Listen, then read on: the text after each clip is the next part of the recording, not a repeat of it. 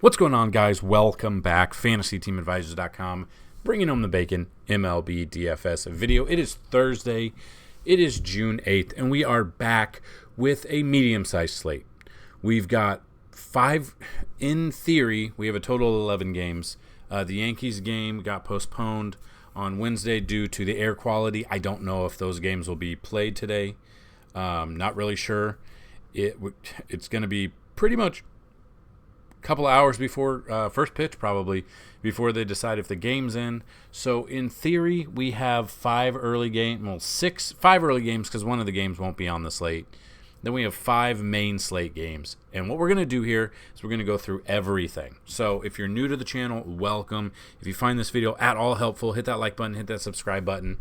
Anytime our videos get at least 50 likes, one person who leaves a comment, likes the video, and is a subscriber will win, randomly chosen with random.org, a free week pass to MLB DFS, brought to you by FantasyTeamAdvisors.com. If we get 100, someone will win a month pass, and if we get 150 likes on a video, someone will win a season pass. Yesterday's video is the first time in almost a month where we didn't hit 50 likes on a video and someone didn't win a free week or month of MLB DFS. So I know this video is going to kill it, guys. So let's get 150. I really want to give away a season pass to somebody. So let's get it. Another way to do it, like the video, be a subscriber, tell me who's going to hit home run, what inning they're going to hit it in, and the distance traveled. I need at least the name and inning. If the distance traveled is there for if 2 people pick Mike Trout, if one person picks Mike Trout but doesn't put a distance, if someone picks Mike Trout and puts the distance, the person with the distance will be the winner. So that being said, we're going to jump into it. We're going to go through all of the pitching on the slate. We're going to break it down a little bit. We're going to look at the bats. Yesterday's video did pretty good. There's a few bats that I liked. There was the Philly game is the one that kind of threw me because I liked them as a stack. I didn't realize the air quality in Philly was as bad. Not as bad as New York, but pretty bad. So kind of got to watch that, and we'll get through that. So looking at this, first game on, which is weird to see the Dodgers as the first game on the slate. I don't know why it's at 11:35 a.m. Central Time. I don't know why it's so early in Cincinnati. I'm very confused. If anyone's in the Cincy area and you know why this game is this early, let me know. I'm very confused on this. But we got Kershaw versus Ashcraft. Kershaw, 22 plate appearances, 0.91. Like I said in yesterday's video, I didn't like the pitching there because this is Great American Small Park. We've talked about that. Runs are aplenty. And we saw that. I did see one comment was the Dodgers don't hit lefties well, and we saw that 14 runs were put up in this game. There was a walk-off. The Reds did walk it off on a home run by Will Benson in the bottom of the 9th, but the Dodgers put up their 6 run. They put 2 in the first, 1 in the second, 3 in the third. But on the flip side, since he put 2 up in the first and 4 in the third. So I'm weary on this one because I really like Kershaw. He's coming off a good game against the Yankees. He's got a good matchup here, but the stadium is the one that I'm concerned about. So it's weird to say, but I'm putting Kershaw in a tournament only lineup for me. I'm not trusting him in cash. Just because of his price, and anything can happen. Like we saw Mitch Keller the other day, the highest priced pitcher on the slate going against the worst team in the majors, and he gave up a ton of runs. It can happen. It did happen. And then Oakland put up 7 runs in the first inning against Contreras on Wednesday. So what can we say about that? DFS, it's a new day. It's daily fantasy for a reason. So we were here. That's why I like Kershaw. For tournaments, I'm probably avoiding Ashcraft here because the Dodgers are a really good hitting team. If I'm taking people in this, I'm taking the Dodgers bats. I'm looking at Mookie. I'm looking at Freddie Freeman again. I'm looking at Max Muncy. Depending on who else is out there, JD Martinez is on fire right now. There are probably some Reds bats that we could be looking at. Ellie De La Cruz had he had a double in his first game, and then he had a home run, a monster home run on Wednesday, almost left the ballpark. That's what can happen in this ballpark. So, I mean, there are certain bats that I would look at for the Reds, such as De La Cruz. Just depending on who's out there for the Reds is the thing. You don't know what lineup's going to be out there, so you kind of got to wait a couple hours before lock just to make sure. But if Benson is at the top of the lineup, could be looking at him. McLean batting 348. Ellie's batting 429. India, you could be looking at Spencer Steer. I mean, the Reds are doing stuff this year. It's kind of crazy. So, yeah, I would look at Kershaw and the Dodgers bats, but if you want to get a little bit crazy and you don't want to go with Kershaw, I could see you going with some of the Reds bats. Diamondbacks at the Nats is the next game. Merrill Kelly versus Josiah Gray. Kelly, 51 plate appearances, 245 batting average. Josiah, looking at what he's got going on, 31 plate appearances against them, a 286 batting average, and only striking out 19.4% of those batters. So it's kind of obviously not the numbers we're looking for, but what are you going to do? Kind of got to look at it. It's a smaller slate. If you're playing the early only, you're not going to play the all-day slate. So if you're playing early only, you don't have a ton of options. We've got to look on this. So kind of just looking at what players are out here and what we kind of like. Merrill Kelly against Washington. Kelly's coming off two really good starts in a row. One against Atlanta, 7 innings, 8 strikeouts, 49 fantasy points. And Atlanta is a much better team than the Nats. And then Boston, 6.1 innings, 10 strikeouts, 56 fantasy points. I would say that Boston is better than the Nats. Record-wise, yes. They're a better team as well. And he's had success against them. So I honestly don't mind Merrill Kelly. This just feels like another day where we are playing tournament only because we got, 5 games in the morning or the early slate where we don't know if the games are going to get played. We don't know if the players are going to be in there. And it's just kind of janky. So I like Merrill Kelly. I'm not looking at Josiah Gray. Love the Diamondback stack. I used them yesterday. I had Corbin Carroll in, I think, almost all of our lineups. He homered. Love what Corbin Carroll's bringing to the team. Any given time, I think anytime we've used Corbin Carroll in a lineup, he's either homered or he's stolen a couple of bases, which those all equal DFS fantasy points. So just depending on what Diamondbacks bats are out there, we love Ketel Marte. On Wednesday, went 3 for 4. We loved Corbin Carroll batting second, went 4 for 5 with a home run. We even had Emmanuel Rivera batting third. He went 3 for 5 as well. Rivera had 4 bases. Crazy. We loved the Diamondback stack yesterday. I love it again today. I'm looking at those guys. I'm looking at Ketel Marte. I'm looking at Corbin Carroll. Rivera, if he's in there, batting third, I will take Rivera. I will take Christian Walker as well. Longoria was in a couple of our lineups. He hit a couple of doubles, I believe, and they were RBI doubles. So I love a Diamondback stack. I love Merrill Kelly here. I'm not looking at Josiah Gray. And really, until the batter trends come out, I'm not looking at the Nats bats at all. Twins at Tampa Bay Rays is the next game. You got Bailey Ober versus to be announced right now. I can't believe it's not out yet, but I'm assuming that we're probably looking at a opener of some sort. But we'll see. We'll kind of see. Depending on when you watch this video, the pitcher's probably announced.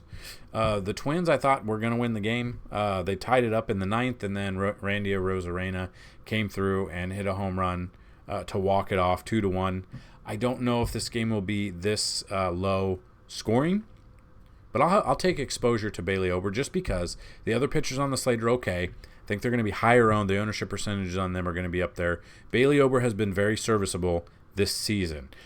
I think he'll go very under-owned because he is facing Tampa Bay at home, which we can get exposure to him there. He'll be a cheaper option than what we're used to. Just kind of looking at what Ober has done. He's been very serviceable. I think we've used him in some form or fashion his last 3 starts, I want to say. I'm trying to see. I'll remember it if I see who the opponents were real quick. And he is the sixth highest priced pitcher on the slate. So looking at this, against Cleveland, 6 innings, he only had 3 strikeouts in that game, which was, lower for him. 31 fantasy points. Against Toronto, he went 5 innings, had 7 strikeouts, 2 earned runs, got 30 fantasy points. I do think we used him against San Francisco, where he went 5 innings, 4 earned runs, and only 9 fantasy points. And we put him in a GPP lineup or a tournament lineup the day on May 16th when he faced the Dodgers. 43 fantasy points, had 6 strikeouts there. So I like Ober for tournaments only. I don't trust him in cash because at any given time, Tampa Bay at home can absolutely go off, and wouldn't be surprised if they do it here. But I will have some exposure to Ober, and then I just don't know who's pitching for Tampa Bay. Orioles at the Brewers is the next game. Kyle Bradish versus Colin Ray. Bradish, 3 plate appearances. I mean, they don't see each other. They both have 3 plate appearances. They both have not given up a hit. I don't think I like either of these guys. There's a certain reason while I'm not looking at it. Actually, according to Fanduel, it's showing Glass now as the pitcher for this slate. So maybe he will be the pitcher. If Glasnow's in there, I love Glasnow. He's only had 2 starts, went 5.1 innings last start, gave up 1 earned run, 6 strikeouts.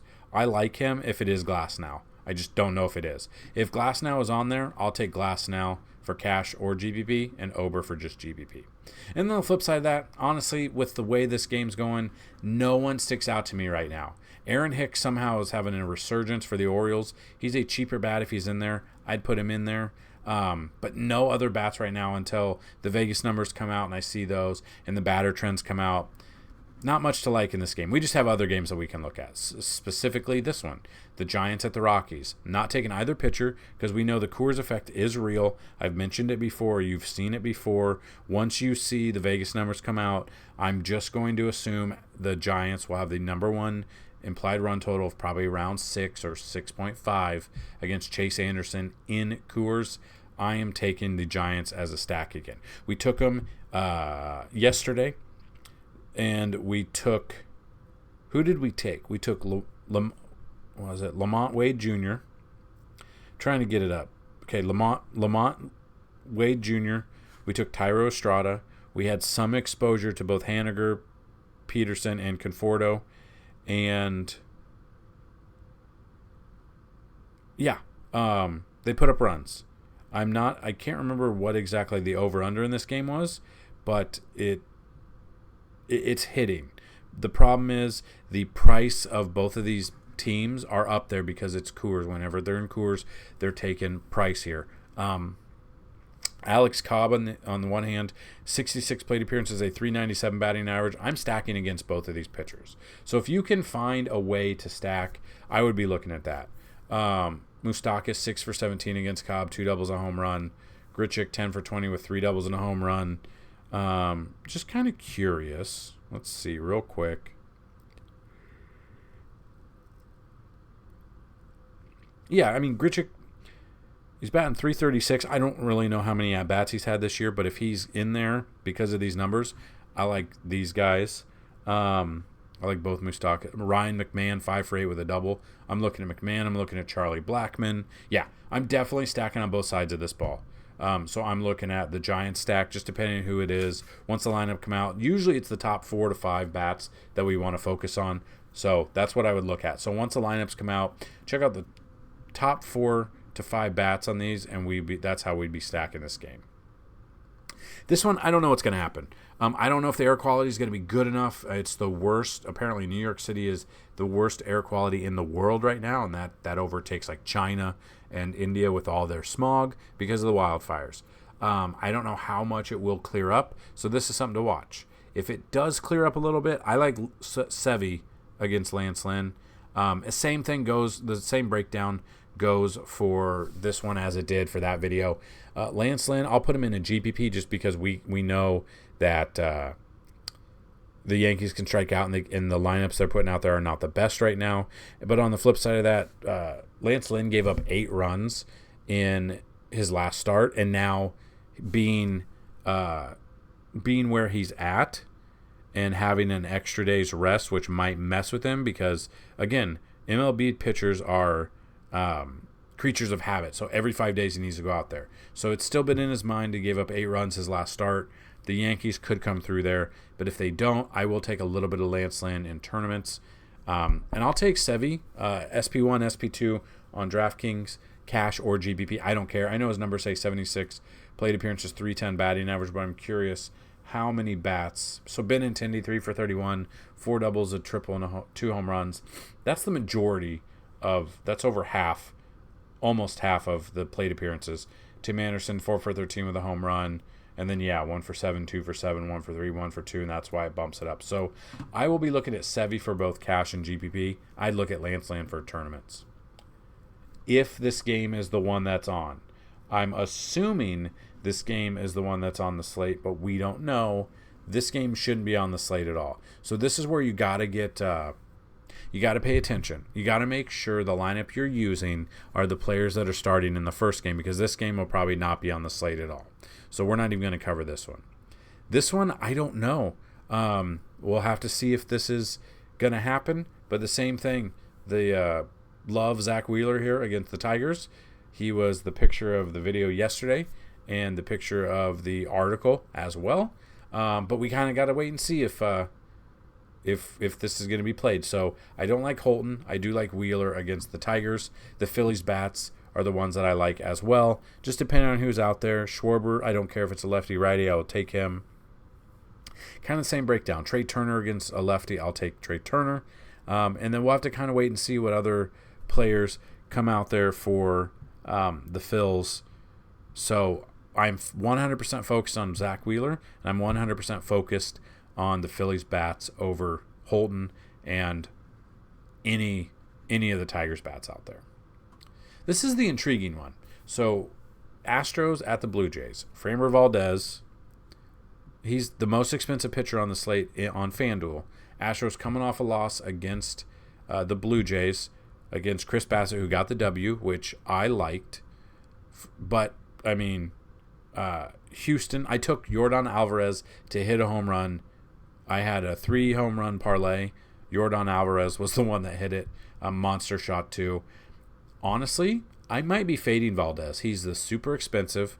People are going to be all over him because of that. And we've seen the most expensive pitcher on the slate fail more times than not when he's facing a team such as Mitch Keller the other day and the Oakland A's. Flip side of that, Jose Barrios, 149 plate appearances against the Astros, 21.5 K percentage, 271 batting average. Now, looking at this, Altuve did play. He played in that game, first game in a week. 0 for 4. Did have a run, though. Barrios has really turned it around lately. It's kind of crazy to see what Barrios has done. Let's see.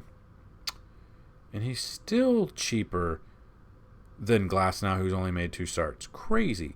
So Barrios has dropped his ERA. He's 5-4 with 3.66 ERA. Against the Mets, 6 innings, 6 strikeouts, 1 earned run, 37 fantasy points. Against Minnesota, 5.2 innings, 5 strikeouts. But he did have 5 walks in that one. Tampa Bay, 7 innings, 5 strikeouts, a dub, 1 earned run. I think he could do it. Again, this feels more like a tournament day, but I will have some exposure to Barrios. And honestly, I wouldn't be surprised, or I wouldn't fault you if you completely fade Valdez in this slate. Especially with the size of the slate. A 5-game main slate is a very small slate. Red Sox at the Guardians, you got to be announced for the Red Sox. Probably wouldn't use him at all. And then you've got Aaron Savale against Boston. His career, 10 plate appearances, 625 batting average, not much. Savale's making his 3rd start of the year. Coming off against Minnesota, 5 innings, 4 strikeouts, 27 fantasy points. Against Seattle, 5.2 innings, 1 walk, 5 strikeouts. But he did give up 4 earned runs, 20 fantasy points. And then against Seattle, the start before that, 7 innings, 3 strikeouts. But he got 40 fantasy points in there. So the strikeouts were low. Probably avoiding this game, pitching side anyway. Maybe some of the bats do come out. We'll look at the batter trends, possibly a Verdugo. I know Boston just got rid of Tapia, who is a left-handed bat there. So it really just depends on what bats come out for Boston in this one to feel confident. But this honestly probably not a game that I'll be stacking or have much exposure to at all. We got the Mets and the Braves next. You got Justin Verlander versus Spencer Strider. The Mets are metting right now. They're metting pretty early. Usually they're pretty good until the All-Star break. They go to the All-Star break, then boom, they collapse. But they're collapsing right now.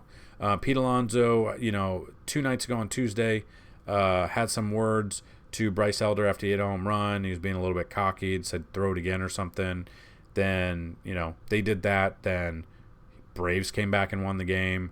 The Braves pitchers were yelling, throw it again or something. And then early in the game on Wednesday, Pete Alonso got hit in the arm and he left the game. If he's day-to-day or is out, that's a huge bat out of there. So that it takes the Mets lineup down even further. Then we've got Verlander here, 64 plate appearances against the Braves, 29.7 K percentage, 219 batting average there. Flip side of that, Spencer Strider, 79 plate appearances, 275, 30.4. I'm taking Spencer Strider. There's a reason he's the picture of this video. I love some Spencer Strider here. Verlander is coming off a good game against Toronto. 6 innings, 8 strikeouts, 43 fantasy points. I think if you are asking, I will have exposure to both of these pitchers. I think Verlander's more of your tournament option. I think Strider is more of your cash or tournament, SP1 or SP2 on this slate.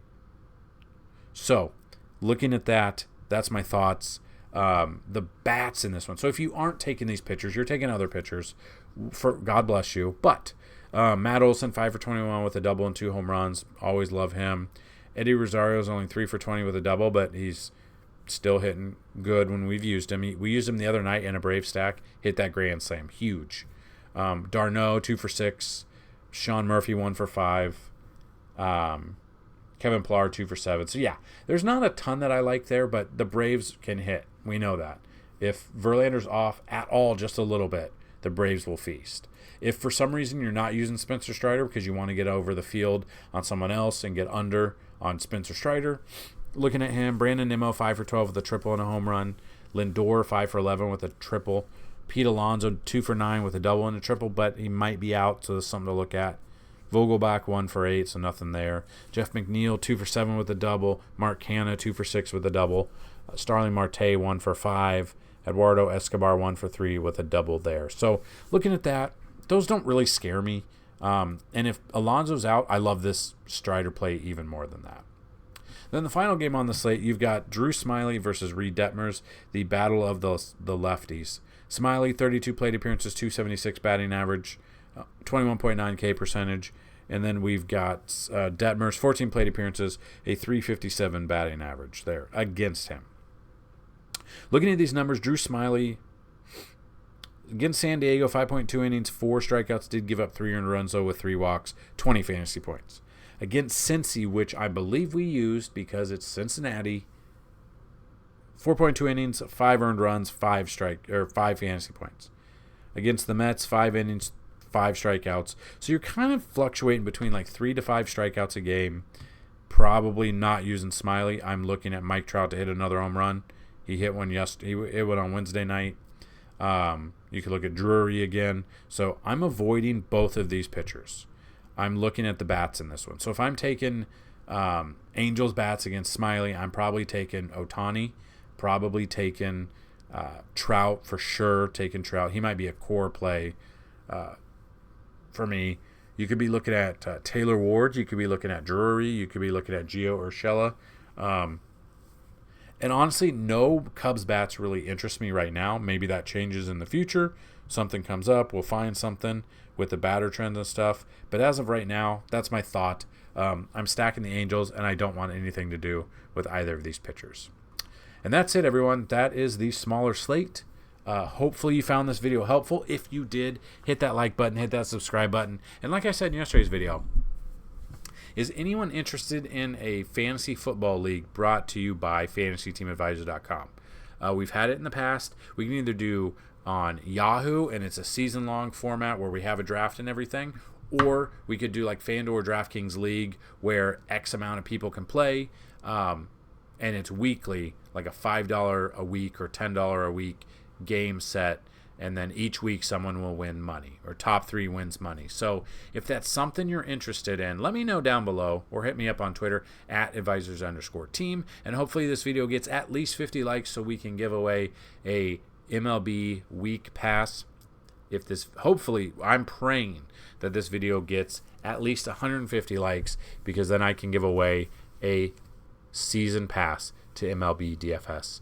Again, it's $10 a month for FTA Plus. We did update the website. Really love the look of the website right now. Did have a couple of notes yesterday. People were saying they weren't able to find the